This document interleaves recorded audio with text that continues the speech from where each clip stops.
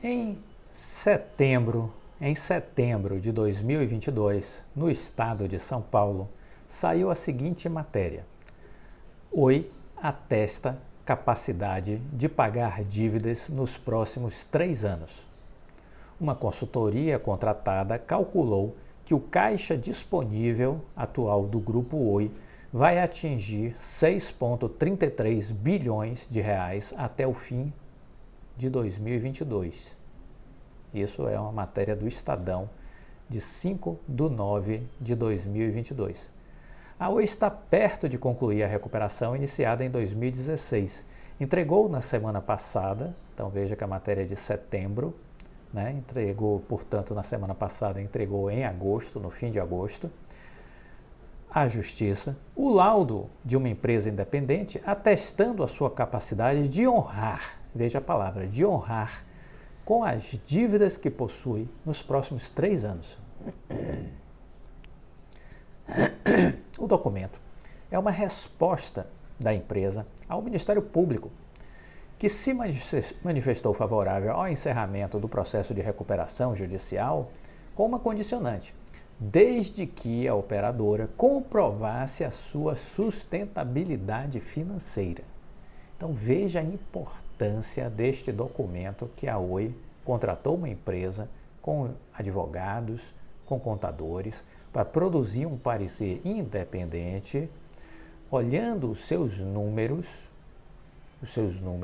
e fazendo uma projeção de fluxo de caixa para 3 anos, olhando receitas previstas para entrar versus despesas, e disse que havia plena capacidade de honrar todas as suas dívidas com o seu fluxo de caixa. Esse documento era um documento exigido pelo Ministério Público, foi, portanto, entregue ao Ministério Público Federal. Isso, então, fez com que o Ministério Público Federal dissesse à 7ª Vara Empresarial do Rio de Janeiro, ao juiz Fernando Viana, que não havia mais, por parte do Ministério Público Federal, nenhum obstáculo para que a RJ fosse finalizada. Então veja a importância deste documento que nós estamos nos referindo nesse momento, né? Este documento foi base para a tomada de decisão do Ministério Público e, consequentemente, para levar o juiz Fernando Viana a uma decisão também de encerrar a recuperação judicial. A empresa contratada foi a Lix Contadores Associados. Foi contratada para elaborar um parecer econômico-financeiro que demonstrava a viabilidade da companhia se sustentar nos próximos 3 anos. A nota técnica foi encaminhada ao juízo em uma manifestação elaborada por 3 escritórios de advocacia, o Basílio Advogados, o BMA e Rosman, Penalva, Souza, Leão, Franco e Vale. A peça afirma que a consultoria concluiu que as recuperandas possuem plena capacidade de adimplir com seus compromissos assumidos nos próximos 3 anos. Também descreve que a implementação das diversas medidas previstas na recuperação judicial geraram a liquidez necessária para a manutenção da atividade empresarial e pagamento dos créditos concursais. A consultoria calculou que o caixa disponível atual do Grupo Oi, somado a recursos adicionais previstos, vai atingir o montante de 6,33 bilhões até o final de 2022 e até o final de 2023, 10,97 bilhões, quase 11, né? Paralelamente, o valor nominal das obrigações previstas para os próximos 3 anos alcança o montante de 8 bilhões. No fim do segundo trimestre, os recursos em caixa, no fim do segundo trimestre de 22, os recursos em caixas totalizam 5,03 bilhões. E no final do ano estava em 3 bilhões. Né?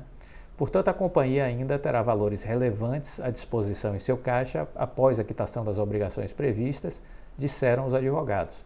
Na sua avaliação, isso evidencia não só o sucesso da RJ, mas também a capacidade da empresa de cumprir com suas obrigações correntes. A grande questão aí que se pode destacar é, diante disso, que sentido teve o não pagamento de 600 milhões de reais de compromisso, agora no dia 5 de fevereiro, foi domingo, 6 de fevereiro, um compromisso de 600 milhões, a Oi não pagou para um dos credores, e que levou a empresa a pedir proteção judicial, porque por conta desse não pagamento, poderia ter como efeito consequente o pedido de bloqueio de suas contas e sequestro de dinheiro de suas contas. Este é um dos processos que nós entramos via Instituto Empresa, junto à CVM e ao Ministério Público Federal, pedindo investigação. Esse é um dos itens que consta do nosso pedido junto ao Instituto Empresa e que o Instituto Empresa encampou e apresentou tanto ao Ministério Público Federal como a CVM, para que isso seja explicado. O que houve desse documento para cá? O que houve? A Oi precisa se explicar. A Oi precisa oficialmente agora se explicar para o Ministério Público Federal e para a CVM, porque é esquisitíssimo. Esse documento do final do ano passado para cá, para esse novo momento da Oi, é muito esquisito, muito esquisito. Então, é preciso luz. Vamos colocar luz nesse assunto, né? Então, é isso que a gente precisa.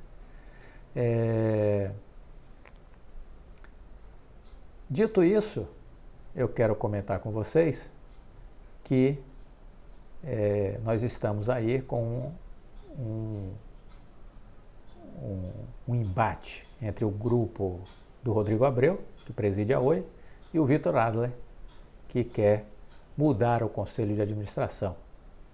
Vamos falar sobre isso nos próximos vídeos, sobre a importância da Assembleia Geral Extraordinária, que está marcada aí para o dia 6 de março. Vamos falar sobre isso nos próximos vídeos, para a gente tentar entender um pouquinho esse tabuleiro de xadrez, ok? Vamos falar sobre isso. Mas eu quero finalizar o vídeo de hoje dizendo que a Oi recebeu a anuência da Anatel para vender as torres à Highline. Lembram disso, né? Esse assunto é do ano passado. A Anatel concedeu a anuência prévia para a Oi vender as torres de operação fixa para a Highline. A decisão veio por meio do despacho do superintendente Gustavo Borges, no dia 22, agora de fevereiro. O pedido veio, o deferimento do pedido veio com condicionantes, por conta dos bens reversíveis. E aí foram colocadas cláusulas obrigatórias, como a abertura de uma conta bancária específica para o recebimento dos recursos, de forma que a agência Anatel possa monitorar o recebimento destes recursos até que o negócio seja totalmente concluído. A anuência prévia foi concedida, a substituição de bens reversíveis, ou seja, temos aí numa relação 7.058 itens de infraestrutura relacionados a torres reversíveis, para liberar essa operação avaliada em 1,7 bi de reais, fechada pela Oi e pela Highline em dezembro do ano passado.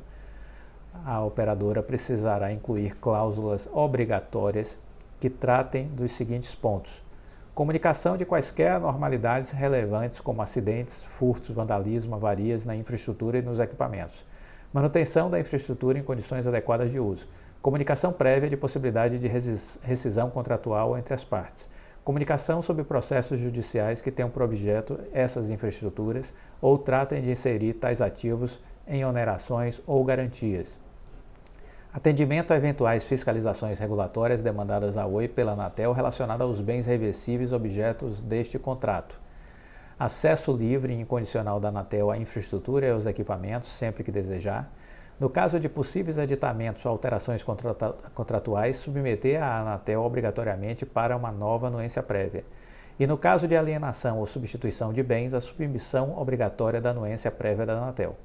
Para receber o pagamento da Highline, a Oi precisará abrir uma conta bancária específica, comunicando à Anatel cada passo, da abertura até o cronograma dos depósitos e a efetividade dos aportes financeiros em caixa. A operadora não poderá movimentar os valores até que a agência autorize, exceto quanto aos valores relativos a aluguéis mensais pela utilização dos respectivos ativos e a sua aplicação em título público do Tesouro Direto de curta liquidação, sem marcação a mercado para atualização monetária. A empresa precisará encaminhar mensalmente à Anatel os comprovantes de pagamento dos aluguéis e extratos de conta bancária. E, por fim, foi determinado à Oi para que ela torne sem efeito o anexo C do contrato submetido à agência. Ele trata de sites específicos para alienação. Agora a operadora deverá apresentar à Anatel novas solicitações quando perceber necessidades operacionais que a motivem. E este assunto ainda tramitará junto ao Tribunal de Contas da União para que então esse negócio possa ser 100% concretizado. Mas é uma boa notícia? Mas vejam o quanto ainda tem aí para caminhar, né? Ainda temos aí um bom caminho até a Oi poder efetivamente disponibilizar dos recursos e utilizá-los no seu fluxo de pagamentos, né? Utilizá-lo no seu fluxo de pagamentos. Então ainda tem um bom caminho, né? Tem um bom caminho aí pela frente.